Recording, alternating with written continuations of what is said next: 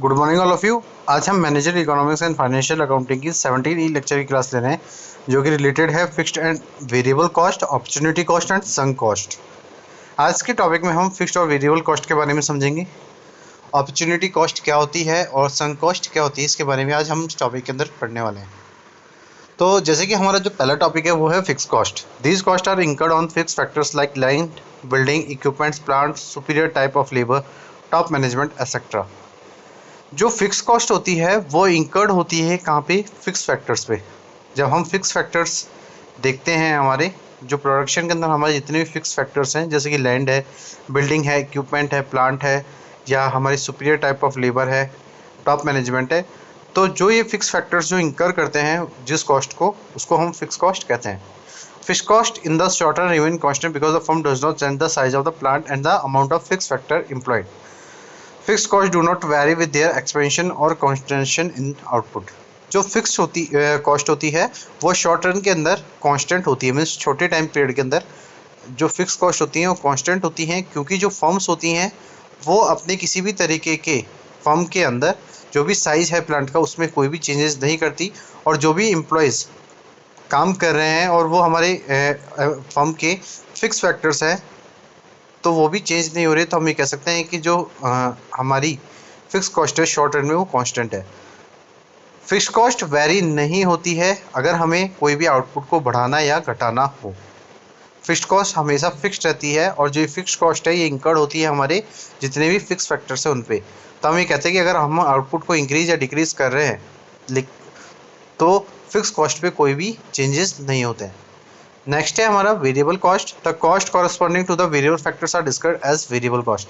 This cost are incurred on raw materials, ordinary labour, transport, power, fuel, water etcetera which directly vary in the short run. अगर हम variable cost की बात कर रहे हैं तो ये कॉस्ट वो कॉस्ट होती हैं जो कि वेरिएबल फैक्टर्स में होती है।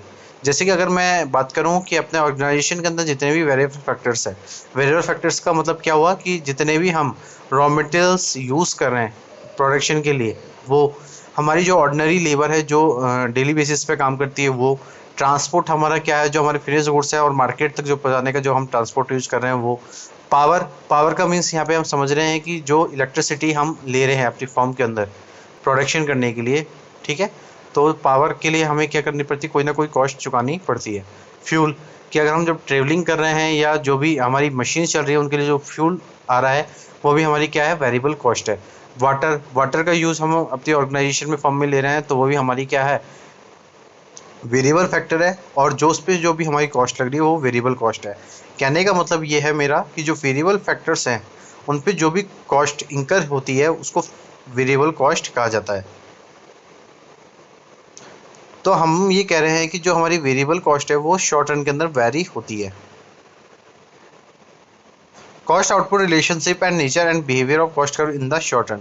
अगर हम कॉस्ट और आउटपुट के रिलेशन को देखें, मतलब कि हमारी लागत और जो भी हम प्रोडक्शन कर रहे हैं मीन्स हमारा आउटपुट, वो अगर उसके रिलेशन को देखें तो जो हमारा नेचर है और बिहेवियर है हमारे कॉस्ट कर्व का वो शॉर्ट रन में होता है, मीन्स छोटे टाइम पीरियड के अंदर होता है। In order to study the relationship between the level of output and corresponding cost of production we have to prepare the cost schedule of the firm.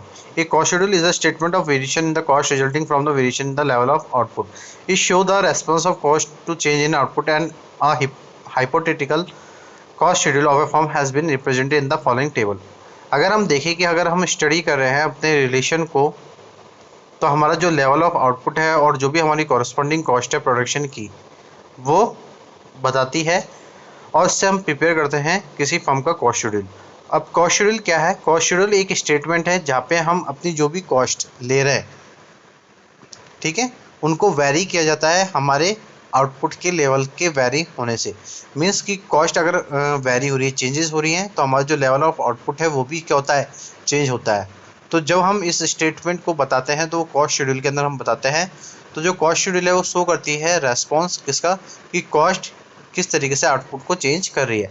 तो जो हाइपोथेटिकल कॉस्ट शेड्यूल होता है किसी firm का वो रिप्रेजेंट करता है इस तरीके से, जैसे कि मैंने आपको यहाँ पे दिखा रखा है कि एक हाइपोथेटिकल फर्म है और वो शॉर्ट टर्म में काम कर रही है, तो उसका शॉर्ट कॉस्ट शेड्यूल किस तरीके का, कि जैसे हम मान के चलें कि जो आउटपुट है हमारा वो है 100, 200, 300, 400, 500, 600, 700, 800, 900, 1000। ये हमारे रुपीज़ में हमने क्या दे रखे हैं, आउटपुट दे रखे हैं कि जो भी हम आउटपुट बना रहे हैं उसमें इतनी इतनी क्या लग रही है, हमारे आउटपुट कॉस्ट लग रही है।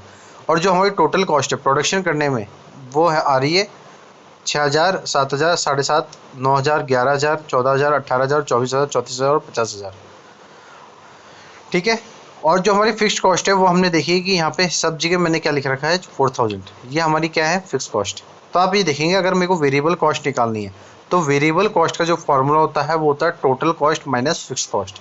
अगर मैं टोटल कॉस्ट में से अपनी फिक्स कॉस्ट को घटा दूंगा तो मेरे पास आ जाएंगी वेरिएबल कॉस्ट, और अगर मैं फिक्स कॉस्ट और वेरिएबल कॉस्ट को ऐड कर देता हूँ तो मेरे पास क्या आ जाती है, टोटल कॉस्ट। तो टीसी का फॉर्मूला क्या होता है, एफसी प्लस वीसी, और एफसी का फॉर्मूला होता है टीसी माइनस वीसी, और वीसी का फॉर्मूला होता है टीसी माइनस एफसी। ठीक है। इस तरीके से हम ये देख रहे हैं कि जैसे टोटल कॉस्ट मैंने लिख ली है ना 6,000, मतलब इंक्रीज कर ली, जिस तरीके से मेरा आउटपुट इंक्रीज हो रहा है वैसे मैंने अपनी टोटल कॉस्ट को इंक्रीज कर लिया है। यहाँ पे मैंने एक फिक्स कॉस्ट ले ली है जो मुझे सब लेवल पे सेम रखनी है। और अगर मैं देखूंगा तो मेरे को वेरिएबल कॉस्ट निकालनी है, तो मैंने वेरिएबल कॉस्ट का फॉर्मूला बताया आपको टीसी माइनस एफसी।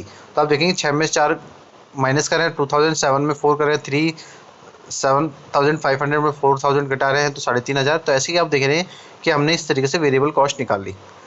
अब एवरेज फिक्स्ड कॉस्ट क्या होती है, एवरेज फिक्स्ड कॉस्ट होती है जब हम अपनी फिक्स्ड कॉस्ट को आउटपुट से डिवाइड करते हैं। कि अगर हम देखें तो जो हमारी फिक्स्ड कॉस्ट कितनी है 4,000 और हमारा आउटपुट कितना है 100, तो 4,000 डिवाइडेड बाई 100 तो एवरेज फिक्स्ड कॉस्ट कितना आ जाएगी 40 रुपीज़। तो अगर मैं देखूं तो एवरेज फिक्स कॉस्ट का फॉर्मूला क्या है, F C upon Q. F C upon Q means Q हमारा यहाँ पे क्या है, आउटपुट। तो इस तरीके से हम एवरेज फिक्स कॉस्ट निकाल लेंगे।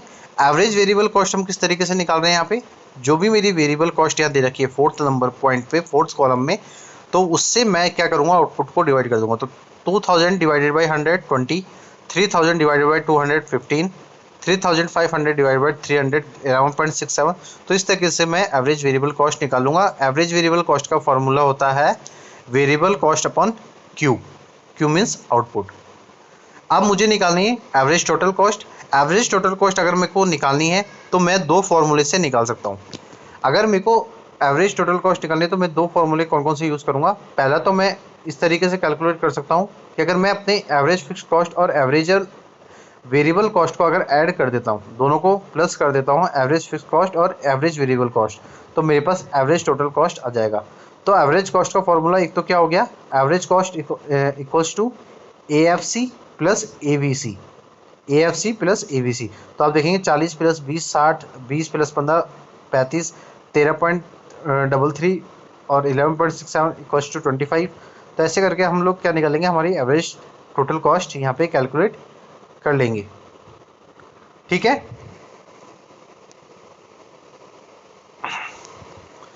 अगर मेरे को एवरेज टोटल कॉस्ट दूसरे फॉर्मूले से निकालनी है, अगर मैं एएफसी और एवीसी से नहीं निकाल पाया तो मेरे को एवरेज टोटल कॉस्ट को निकालने के लिए फॉर्मूला दूसरा क्या है, अगर मैं टोटल कॉस्ट को आउटपुट से डिवाइड कर देता हूँ, means TC upon Q, means TC को मैं आउटपुट से डिवाइड कर रहा हूँ तो 6,000 डिवाइडेड बाई 100 तो 60, 7,000 divided by 200 35, 7,500 divide by 300 25, 9,000 divided by 400 22.50। तो इस तरीके से भी मैं अपनी एवरेज टोटल कॉस्ट निकाल लेता हूँ।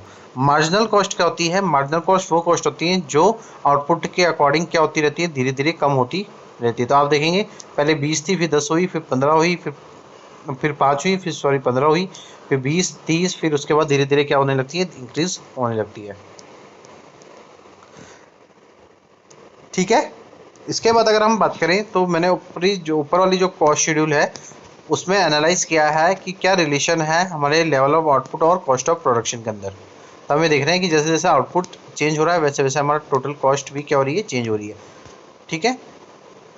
तो इससे हम ये रिप्रेजेंट करते हैं कि क्या रिलेशन है हमारे जियोमेट्रिकल मैनर से different type of cost curve में शॉर्ट टर्म के अंदर। तो जो शॉर्ट टर्म है जनरली यूज़ करता है कुछ कॉस्ट कंसेप्ट को या कॉस्ट कर्व को।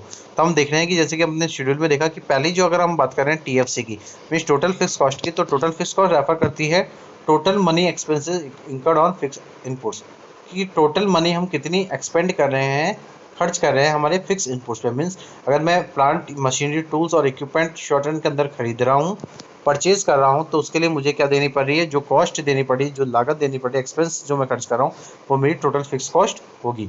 तो अगर मैं देखूँ तो टीएफसी क्या होती है, आउटपुट तो क्या है हमारा, कम और ज़्यादा हो सकता है, लेकिन जो हमारी टोटल फिक्स कॉस्ट है वो कांस्टेंट होती है, मींस ओ एक्स एक्सिस के पैरेलल होती है। ओ वाई एक्सिस पे हमने कॉस्ट ले रखी है और ओ एक्स एक्सिस पे क्या ले रखा है, आउटपुट। तो आप ये देख रहे हैं कि अगर मैं टीएफसी की बात करूँ तो टीएफसी क्या है, कांस्टेंट है, और वो ओ एक्स के क्या है, पैरेलल है।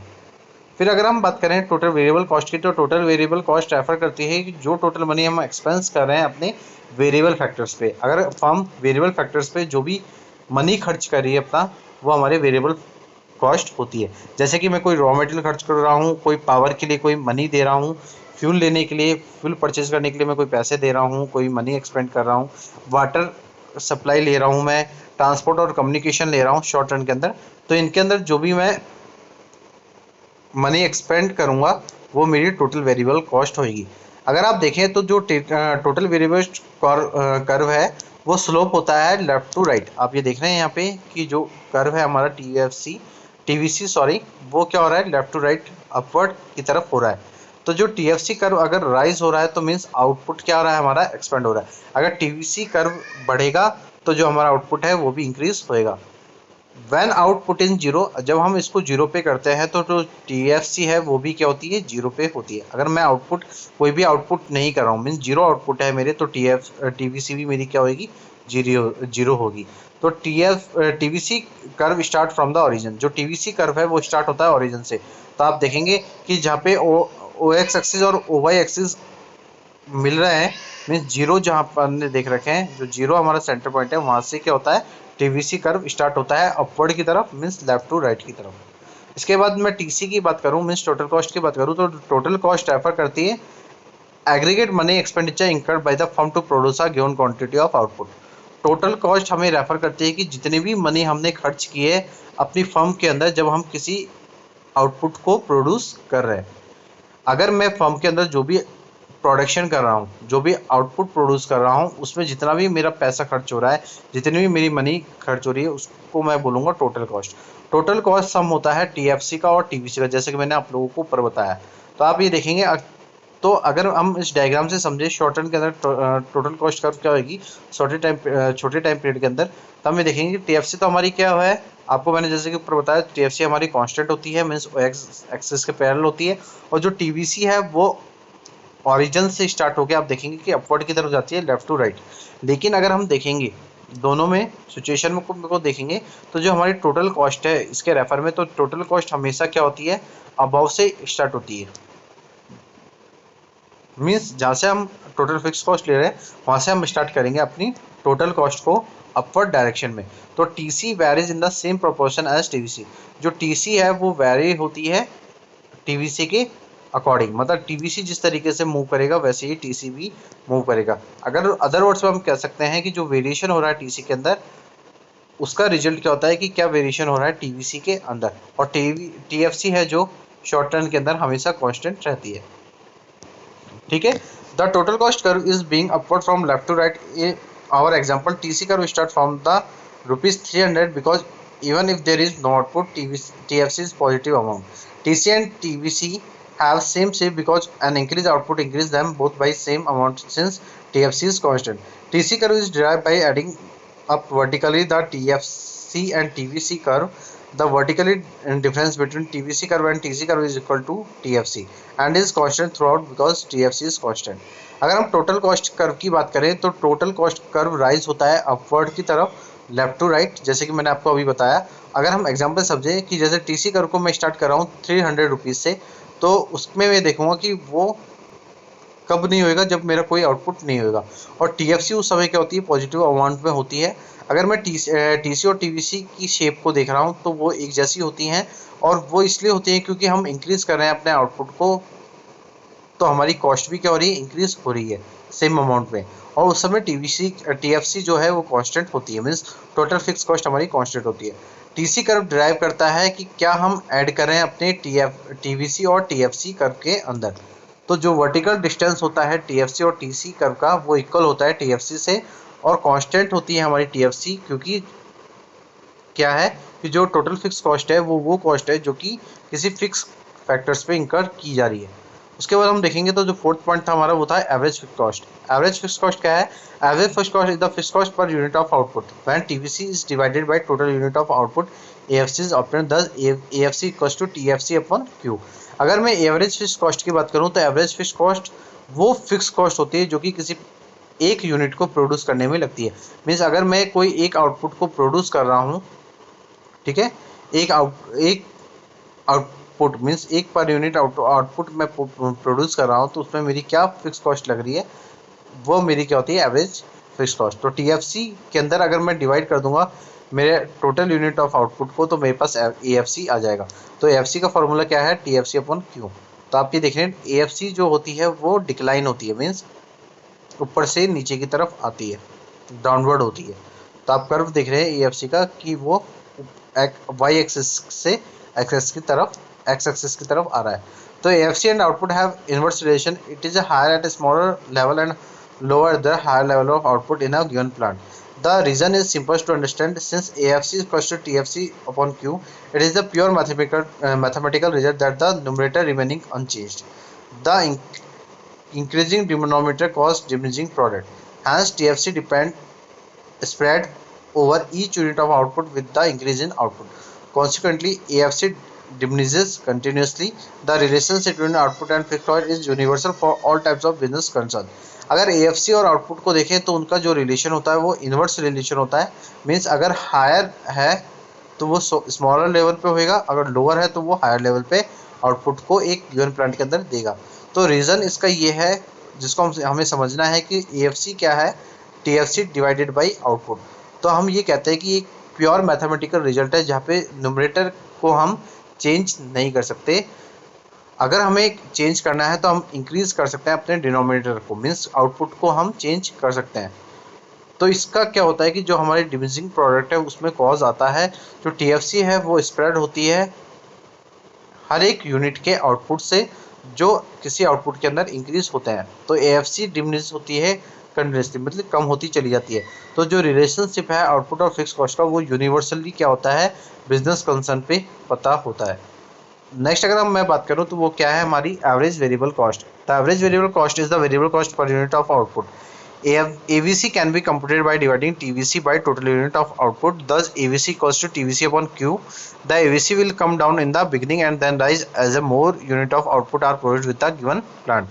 This is because as we add more unit of variable cost in a fixed plant, the efficiency of the input first increase than it is decrease.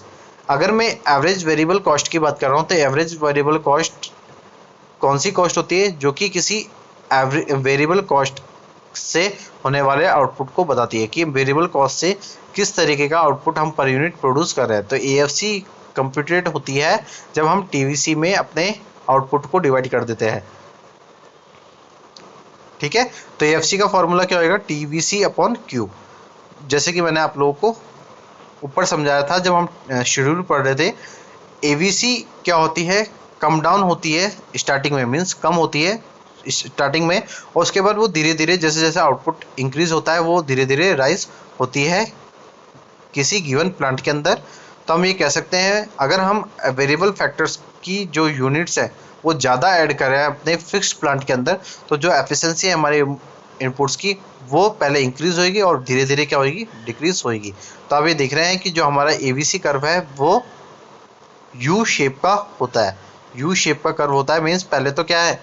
धीरे धीरे कम हो रही है और उसके बाद धीरे धीरे बढ़ रही है। तो जैसे जैसे आउटपुट इंक्रीज होएगा तो एवीसी इंक्रीज होएगी, जैसे जैसे आउटपुट कम होएगा तो एवीसी क्या होएगी? डिक्रीज होएगी। मीन्स कि एवीसी कर्व, अब मैंने जैसे यहाँ लिख रखा है कि जो एवीसी कर्व है वो यू शेप का होता है। उसके बाद अगर मैं बात करूँ तो आपसे कि जो लास्ट हमारा पॉइंट है वो है एवरेज टोटल कॉस्ट और एवरेज कॉस्ट।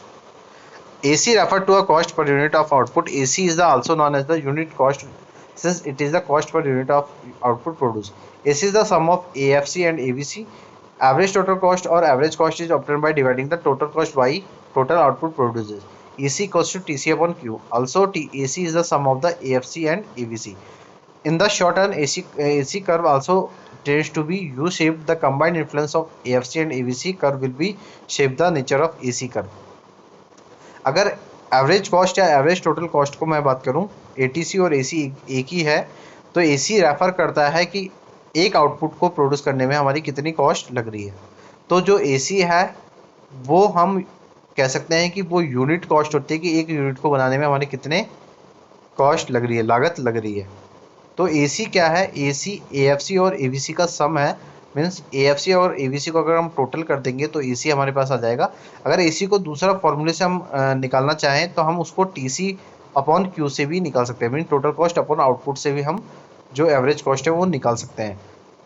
ठीक है, तो एसी क्या है, सम है एएफसी और एवीसी का। तो शॉर्ट रन के अंदर जो एसी कर्व होता है वो यू शेप्ड का होता है, क्योंकि ये कंबाइन इन्फ्लुएंस होता है किसी एएफसी और एवीसी का कर्व का, जो कि एसी कर्व के नेचर को बताती है। तो एएफसी और एवीसी को अगर हम ऐड करते हैं तो एटीसी आता है, एवरेज टोटल कॉस्ट।